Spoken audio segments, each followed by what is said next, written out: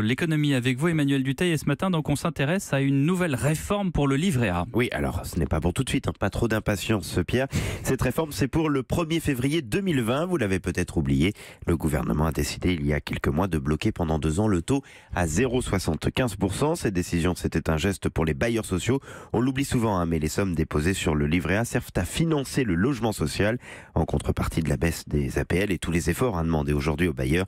Le gouvernement leur a dit grosso modo, au moins vous allez pouvoir financer vos projets pendant 2 ans à taux bas et surtout à taux fixe. En effet, plus le taux du livret A est faible, moins le coût de l'emprunt est élevé pour les bailleurs. Bon, qu'est-ce qui change à compter de 2020 ? Eh bien, il va y avoir un taux plancher, c'est tout à fait nouveau. Ce taux plancher de rémunération a été fixé à 0,50%, c'est-à-dire que votre livret A ne pourra jamais vous rapporter moins que cela. Bon, entre nous, au moment où les taux vont sûrement remonter un petit peu, le gouvernement ne prend pas un risque majeur avec ce taux plancher, surtout que depuis sa création, il y a quand même 200 ans tout juste, il n'a jamais été inférieur, ce livret A, en rémunération à 0,75%. Ce qui va changer le plus, c'est peut-être la façon finalement dont le taux de rémunération va être calculé. Ce sera maintenant le résultat de la moyenne du taux d'inflation et des taux d'intérêt. Ce sera un petit peu plus simple que jusque-là et surtout l'arrondi ne sera plus le même. Jusque-là, ça montait ou ça baissait d'un quart de point à chaque fois.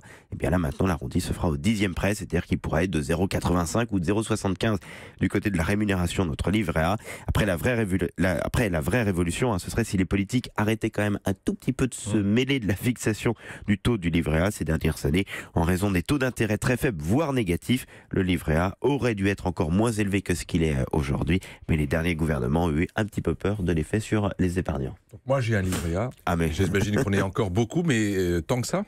Je suis sûr que vous, François, et peut-être beaucoup ici autour de la table, et surtout beaucoup à la maison, ont un livret A. On le présente souvent comme le placement préféré des Français avec l'assurance vie. Eh bien, ce n'est pas usurpé. L'an dernier, le livret A connu sa meilleure année de collecte nette depuis 4 ans. Celle-ci s'établissant à plus de 10 milliards d'euros. Quand on dit collecte nette, ça veut dire la différence entre les sommes placées et les sommes retirées. Et le début d'année confirme cette bonne tendance. Il faut dire qu'il n'y a pas beaucoup de placements aujourd'hui où l'argent n'est pas bloqué, qui permettent quand même une petite rémunération. Et c'est toujours plafonné à 20 000 euros, c'est ça, le livret A. Et vous allez en avoir qu'un seul. Et c'est ça, un seul. Merci Emmanuel Dutheil.